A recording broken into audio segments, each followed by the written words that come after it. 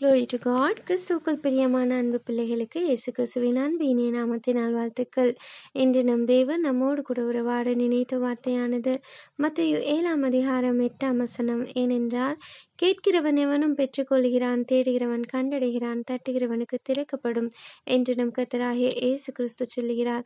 நாம் எதை கேட்க வேண்டும், தேட வேண்டும், தட்ட வேண்டும்? தேவ பிள்ளைகளே, என் ஜனங்களே, என் உபதேசத்தை கேளுங்கள், என் வாயின் வசனங்களுக்கு உங்கள் செவியை சாயுங்கள் என்று சங்கீதங்களில் வாசிக்கிறோம். நாம் தேவனுடைய உபதேசங்களுக்கும் அவருடைய வார்த்தைகளுக்கும் செய்திகளுக்கும் நாம் செவியை சாய்க்கும் பொழுது அவருடைய வார்த்தையில் உள்ள ஜீவனுள்ள ஒளி நமக்குள் பிரவேசித்து நம்மை தேவனை தேடுகிறவர்களாக மாற்றுகிறது.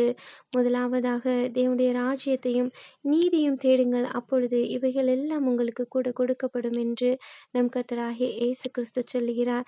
நாம் உலக காரியங்களை குறித்து கவலைப்பட்டு நாம் கலங்கி நிற்க தேவையில்லை. தேவ பிள்ளைகளே, நாம் தேவனை தேடும் பொழுது, மேலானவைகளை தேடும் பொழுது நிச்சயமாகவே தேவன் நம்மோடு கூட இருந்து நம் தேவைகளை நமக்காக சகலத்தையும் நினைப்பதற்கும் எண்ணுவதற்கும் மேலாக செய்து முடிக்க அவர் போதுமானவராய் இருக்கிறார். ஆமேன். மூன்றாவதாக எதை தட்ட வேண்டும்? இதோ வாசப்படியில் நின்று கதவை தட்டுகிறேன். ஒருவன் என் சத்தத்தை கேட்டு கதவை திறந்தால் அவனிடத்தில் நான் பிரவேசித்து அவனோடு கூட போஜனம் பண்ணுவேன், அவனும் என்னுடனே கூட போஜனம் பண்ணுவான் என்று நம் கர்த்தர் சொல்லுகிறார்.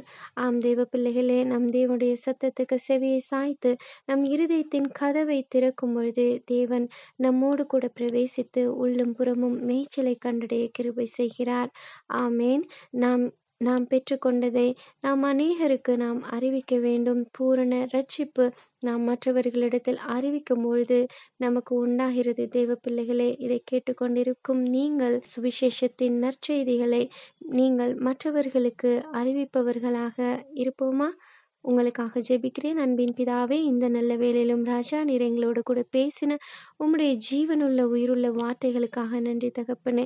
இதை கேட்டுக்கொண்டிருக்கும் தேவ பிள்ளைகள் அப்பா, உம்மை தேடுகிறவர்களாக, உம்மிடத்தில் கேட்கிறவைகளை பெற்றுக்கொள்கிறவர்களாக, அநேகருக்கு உம்முடைய நற்செய்திகளை சொல்லுகிறவர்களாக நீங்கள் இப்பொழுதே கூடவே இருந்து அவர்களை மாற்றி பரிபூர்ண ஆசீர்வாதத்தினாலும் நன்மைகளினாலும் நீர் பிள்ளைகளை நிரப்புகிறதற்காக நன்றி.